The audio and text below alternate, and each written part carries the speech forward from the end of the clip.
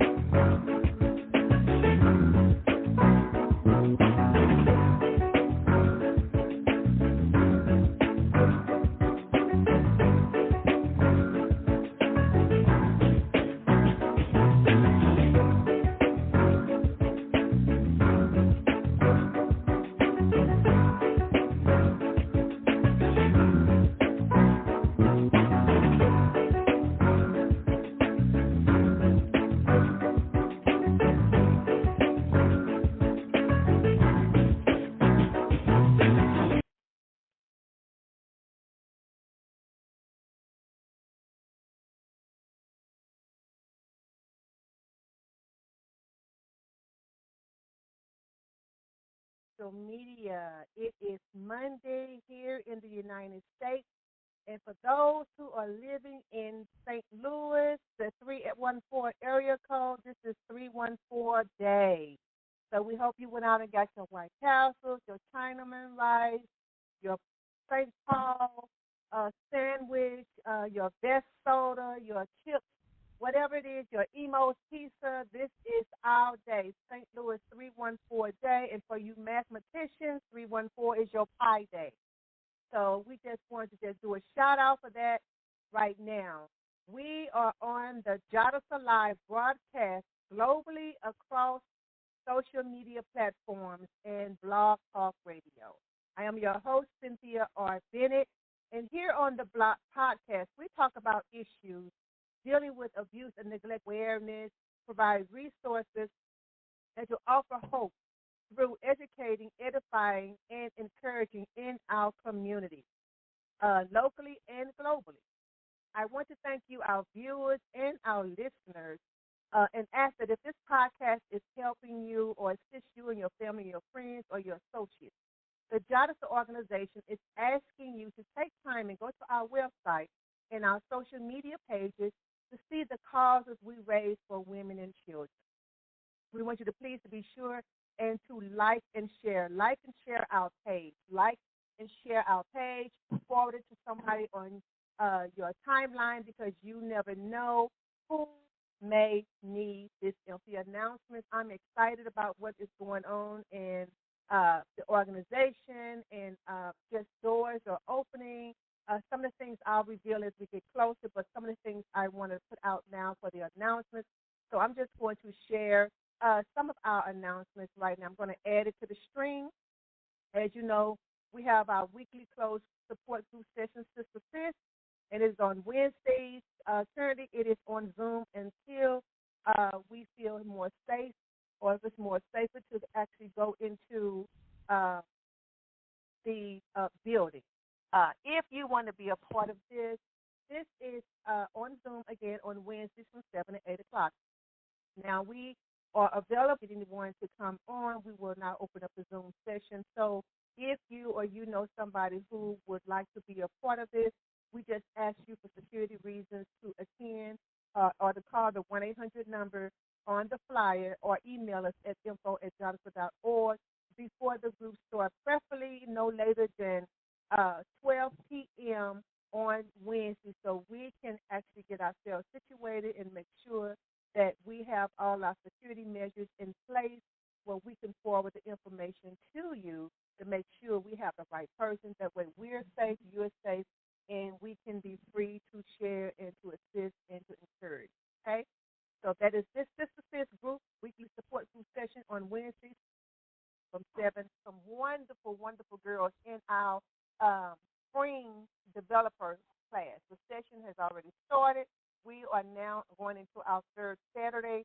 So for those who still want to be a part of this or who have some type of interest, or you or your family or some friends, your neighbors, your nieces or cousins that may have some interest in this workshop, Here is the Summer 2022 Developer Workshop. It is already out on our website.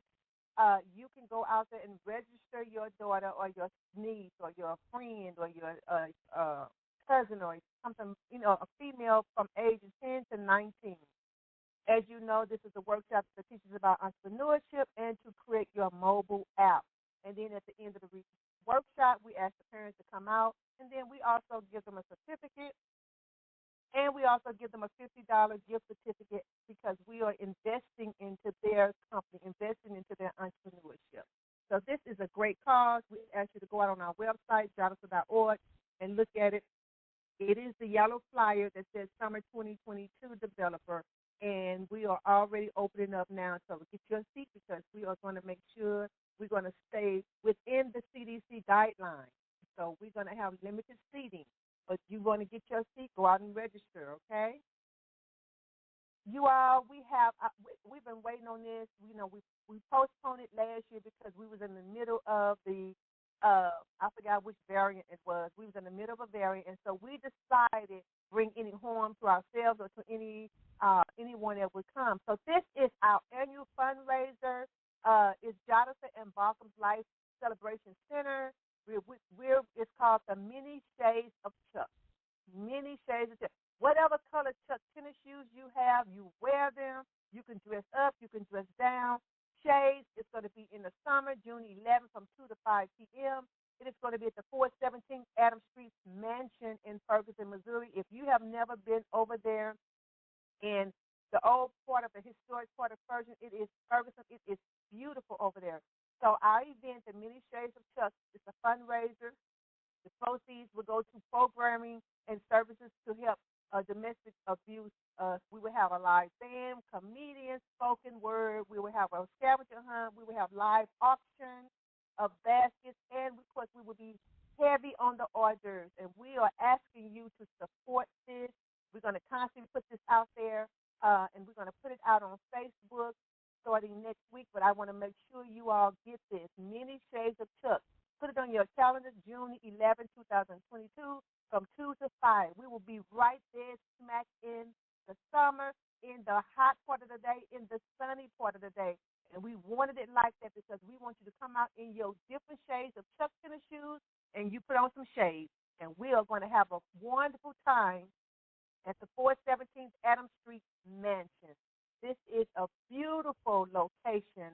And now our walk, run against abuse. We're letting you know, mark this date, 10/8/2022, October the 8th. We already have the park. We have everything done. We just want you to put it on your calendar to be a part. 10/8/2022. It is going to be out here in North St. Louis County. We are going to have all the municipalities in North St. Louis County that's going to be there. They're participating. They're being a part of this. We're having the families come out, the bounce houses, the race, all of the things, the food trucks. This is going to be an awesome event. We are targeting churches again. We are going back with work with us, everybody in the North community, because we know there has been so many issues. Did not have the race last year. Year before last. Last year we did a virtual, but we are coming back out, and we're coming back out strong, and we're going to be ready for October the 8th, 2022. It is going to be at the Bell Fountain Park in Bell Fountain, off of 270 in Chambers. You guys, I'm telling you, that is the actual park that's on this flyer. We went out there and took this picture. It is the actual park. A beautiful park with a lake inside. I didn't even know it had a lake. But we have so much in store and prepared. And so we want you to mark your calendars for this day, because we are going to be opening up registrations immediately after our June event. The June event is June 11th. June the 12th, we'll see announcements with you and get back to this most important topic. All the topics we talk about is important, because it's about helping those in the community that's dealing with abuse and neglect, coming from those households with resources. So everything is important. But I just am so elated about this, because tonight I just want to talk about the reauthorization of the Violence Against Women Act. We call it the VAWA Act, and the importance of getting this act passed. That it is so it was so important. You guys do not know the struggle and the creativity and the things that people had to do. And we're going to talk about that. It's Congress has renewed, it renewed from 1990 era law that 3 years was lapsed. That means something happened and they didn't get it passed. And so the funding was limited and they had taken money out and didn't have as much money in this fund to help people. So now it has passed Congress, and it is expected to be signed by the end of this week by President Joe Biden. Yay, Joe, Uncle Joe. Yes, that's what we need. If you remember, back in the summer, I got on Facebook Live outside of my office, and I pulled leaders to push this VAWA Act to get it passed. Why? Because we as advocates, we were trying everything we knew from a legal point, from an educational aspect, and creative ways to continue to meet the needs of victims and their families who was dealing with abuse. We was trying to do all kind of things to continue, because regardless they was holding up the money or we didn't get the money or whatever the reason, the abuse still was going on, things were still happening. And we were trying to find creative ways, even during the shutdown. What we do, we started this podcast out of the shutdown because we were still trying to find creative to meet the needs of survivors and their families. They're going through that. And so we're so happy about this act being passed, because during this process, there has been many, you guys don't know, there has been many organizations, and a lot in St. Louis, the metropolitan St. Louis area, who have closed their doors because of lack of funding. If they haven't closed their doors, they streamlined their programs because there was simply not enough funding. If you go to the MOCAB website, we always talk about the thousands of numbers of people whose services have been met. But then there's of numbers of people whose services were not met. It was still a big number. If we got 8,000 people, there was 6,000 that still didn't get the services they need because of funding. The money just wasn't there. You can only stretch so much. You can only stretch so much to try to help, to continue to help people. And it was just hurting to me. And I'm going to share a little bit down the road later on in a few minutes about what we're doing to try to help. This is a win-win situation, you guys. This is a win-win situation by having this VAWA Act passed. Advocates, survivors, their families, and the community. This is a win-win situation because efforts to combat dating, violence, sexual assault, and stalking. This bill is going to help with programs. So even though we got this passed, of course, the Democrats had to make some concessions. But their biggest one was stripping out the gun safety provisions that would have prohibit people who have been convicted of abusing their dating partner from owning firearms, closing the quote-unquote boyfriend loophole. We all know that we have been getting an uptick in cases with domestic violence dealing with firearms and handguns, right? So in order to get that bill passed, the Democrats had to take that out because the National Rifle, whatever it is, I'll figure it out. But abusive ex-boyfriends and convicted stalkers can get access to purchase guns. Now, that was an amendment that was passed. It only keeps the guns out of the hands of convicted domestic abusers who were currently or who were at one time married to the person, who were parents of the person, who lived with the person, or who had children. Now, if you was a boyfriend and you was never married to that person, you didn't have no kids by that person, and you was abusing them, somehow you fell through the loophole. It was only for married folks and people that had kids and stuff. And so that means stalkers and your boyfriend, your current or your former boyfriend, could still buy or own a gun, even if they had been convicted of domestic violence. That was a loophole that they tried to throw in the bill. So, any kind of restrictions dealing with gun access, and I'm not trying to get political here at all, but, it is what it is. Any kind of restrictions on gun access, the Republicans and the National Rifle Association, the NRA, I couldn't think of that. The Republicans and the National Rifle Association, among other gun rights groups, opposed the provision. So they had to take it out in order to make sure they get this money. So, you had to do what you had to do, the lesser of two evils. But, however, I agree with Senate Majority Leader Chuck Schumer. VAWA was the most important law passed by Congress in the last 30 years.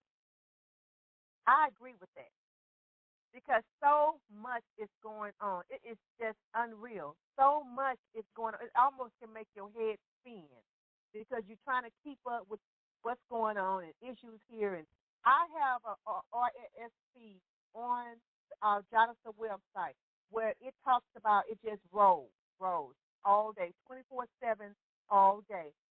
Anything that's dealing with domestic violence, domestic issues, resources, laws surrounding domestic violence. I get that RSS revolving. Stuff is going on by not the minute, the second. So this law is very important. This act, is very important, and it is I'm so elated to know that it is getting passed. And hopefully some of the organizations that had to shut down, maybe they can go back and apply so they can help the people because one organization just can't do it. It's just too big. This epidemic is so massive, and it involves so many levels, and it's been around for so long. It's going to take a community of people, not only with this child abuse, it assists. Wow, I'm getting so excited. I'm getting tongue-tied. It assists with child abuse, stalking, sex trafficking, the LGBTQ survivors of violence, and Native women victims of violence, among other vulnerable groups. And with more than 84% of indigenous women experience violence in their lifetime. You may not remember, but not too long ago, I did a podcast about the ongoing crisis of Native American women who were being abused and murdered and simply disappearing, and nothing was being done, or I won't say nothing was being done. Turn around for getting those cases solved or finding out where those women were really came to light, and it was highlighted when there was such a quick turnaround, and I'm not getting racial here, but because there was such a quick turnaround and investigative measures in the Gabby Petito case. That's when all of that came out about, and I'm pretty sure they've been doing this about the Native women long before that, but it really came out to light when they had that issue with Gabby Petito. They found out, she had been abused. They found out all the stuff. They found out who she was, what happened to her, and all that stuff.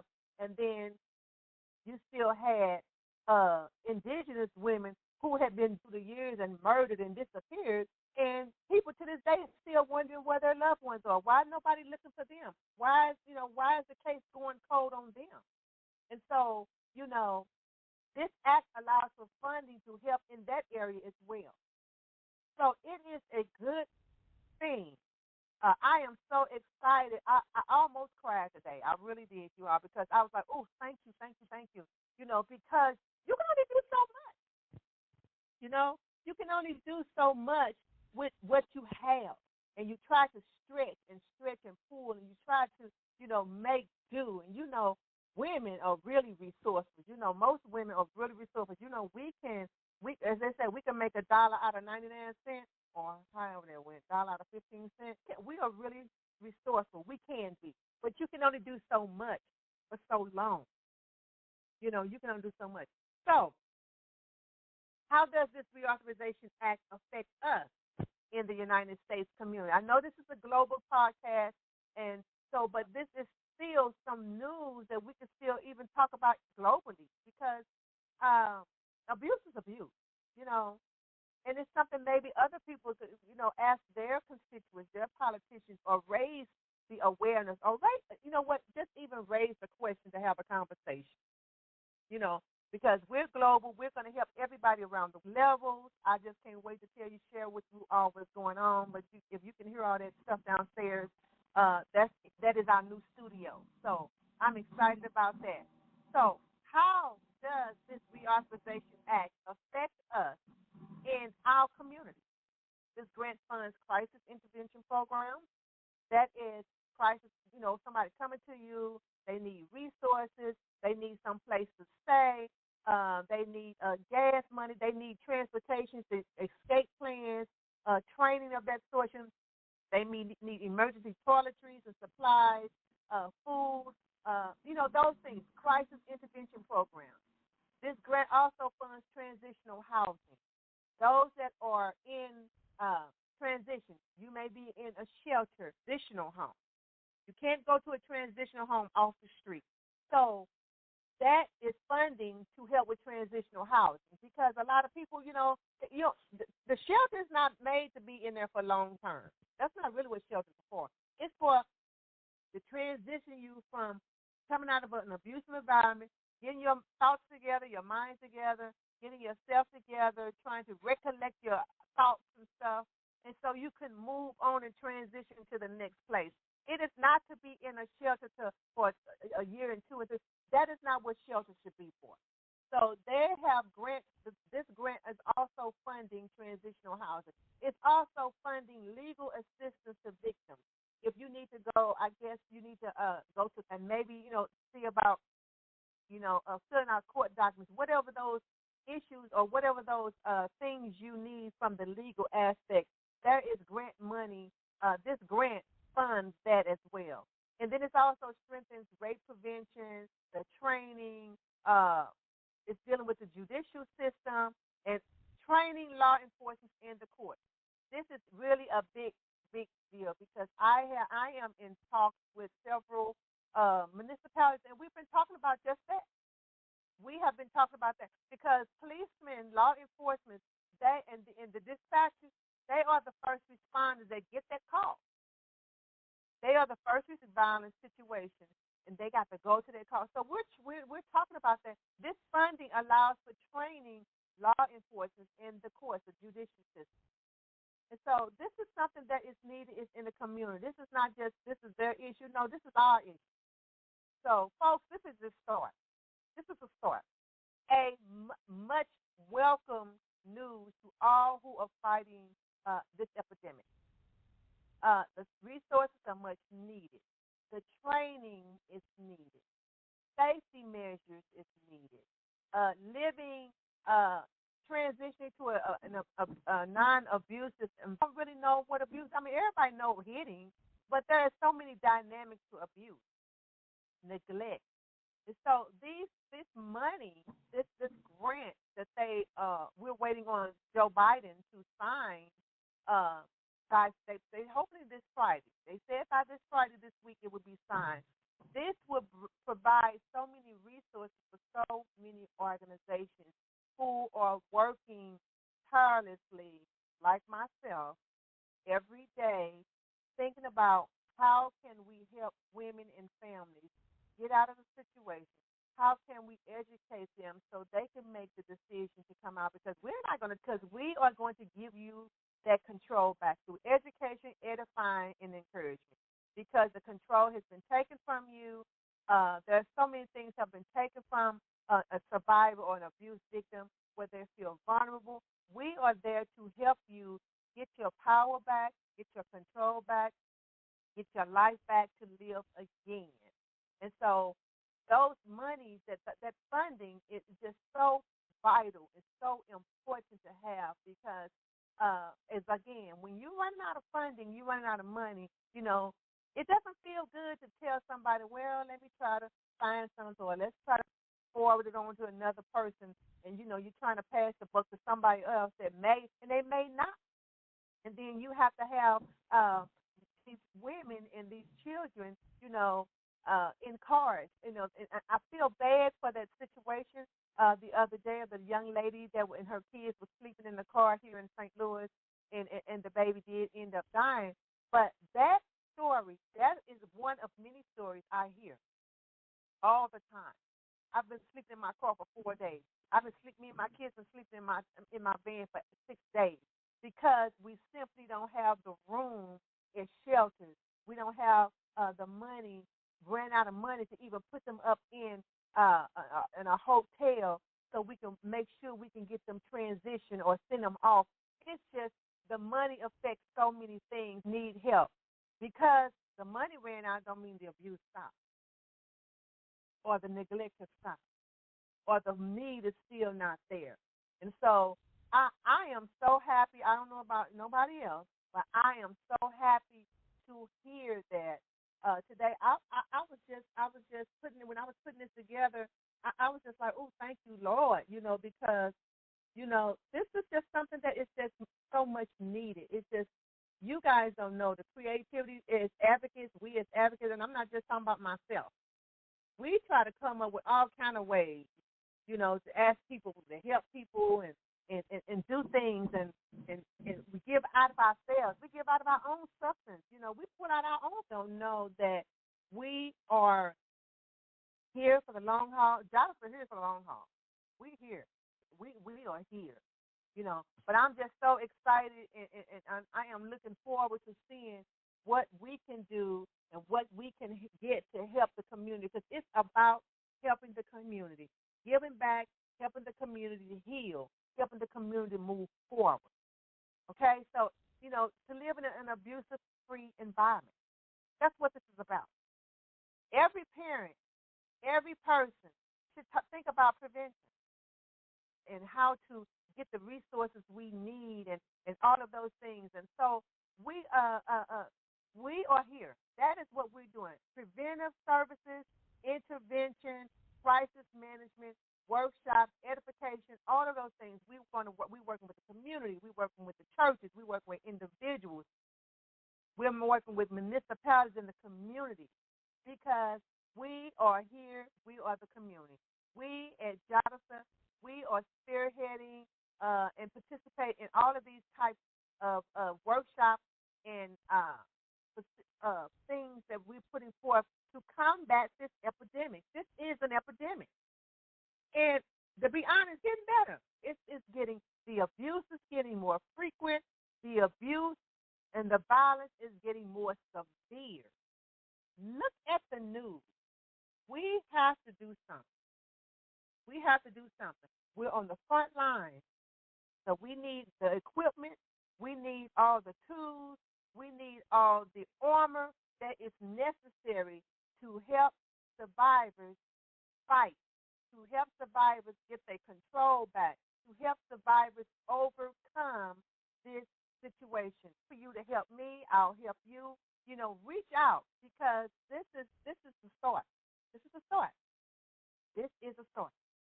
So if you or someone need of help, you also can call the National Domestic Hotline, and that's at 1-800-799-7233, or the National Sexual Assault Hotline, and that's at 1-800-656-4673 in the U.S. You can also reach out to us at jadasa.org, our website, or go to our social media page. You can call us at 1-800-292-2145. For those that Google domestic violence hotline in your respective country, because there's information everywhere.